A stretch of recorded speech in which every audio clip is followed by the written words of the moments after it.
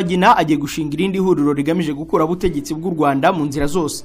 Paul Rusesabagina uherutse gufungurwa muri gereza yo mu Rwanda nyuma yo guhabwa imbabazi akemera kuva mu bikorwa bya politike, yatangaje ko bagiye gushinga irindi huriro rigamije gukura ubutegetsi buriho mu Rwanda. Yabivugiye mu kiganiro ahaye abanyamakuru mu mpera z'icyumweru gishize i Buruseli mu Bubiligi, cyitabiriwe ahanini n'abatavuga rumwe n'ubutegetsi bw'u Rwanda hafi 100 baturutse mu bihugu bitandukanye by'i Burayi. Rusesabagina asanzwe atuye muri Leta Zunze Ubumwe za Amerika, akagira ubwene gihugu bw'u Bubiligi. Iki kiganiro cyabereye muri imwe mu mahoteli akomeye i Buruseli, aho ngo umutekano wari urinzwe bikomeye n'abayoboke be bakaba bari barikanuye nk'uko BBC bitangaza.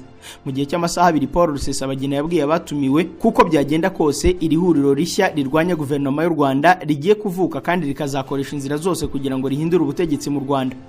Ati ngewe muzi ko bamfunze babanje kunshimuta bakankorera iyicarubozo, baranyishe Imana ikinga akaboko, ubu rero niyo banca umutwe sinarota ndeka politike, kandi nicyo gituma ubushobozi bwose bw'inzira y'ibiganiro y'amatora n'umuheto nibiba ngombwa tuzabikoresha, kandi mu minsi iri imbere turatangira platform ihuriro ryacu kandi muzabona ko dufite ingufu ziruta iz'abandi bose. Paul Rusesabagina yari yemeye kureka ibikorwa bya politiki igihe yafungurwaga nyuma yo guhabwa imbabazi na Perezida Paul Kagame abisabwe na Leta Zunze Ubumwe za Amerika n'ibihugu by'i Burayi mu biganiro byari bihagarariwe n'igihugu cya Qatar. Kuri ubu ariko Rusesabagina yabwiye BBC ko kari akaruhuko gasanzwe. Ati ubusanzwe sinari naretse politike uretse ko hari ibyo bantegetse, ngewe nagombye gufata akaruhuko mu bya politike kugira ngo nduhuke, na burya bari banyishura ubuzo muri gereza, byabaye ngombwa ko mfata konje gato, ubu rero ndaje kugira ngo mpangane n'ubutegetsi bwa Kigali biciye muri iri huriro. Rusesabagina yirinze kuvuga izina ry'iryo huriro ry'amashyaka cyangwa imitwe irwanya ubutegetsi bw'u Rwanda n'abazaba bafatanyije nawe, gusa yemeje ko rigizwe n'abari mu Rwanda no hanze yarwo.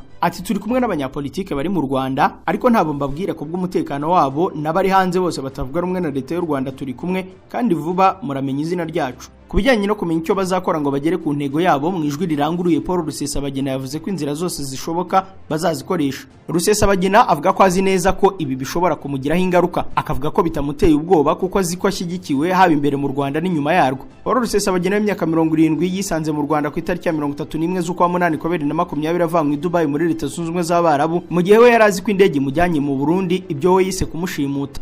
Yakatiwe imyaka 25 y'igifungo ku itariki ya 20 z'ukwezi kwa karindwi kwa 2021 nyuma yo guhamwa n'ibyaha by'iterabwoba byakorewe ku butaka bw'u Rwanda, ariko mu kwezi kwa gatatu 2023 ararekurwa nyuma yo guhabwa imbabazi na Perezida Paul Kagame agahita asubira muri Amerika yiyemeje kureka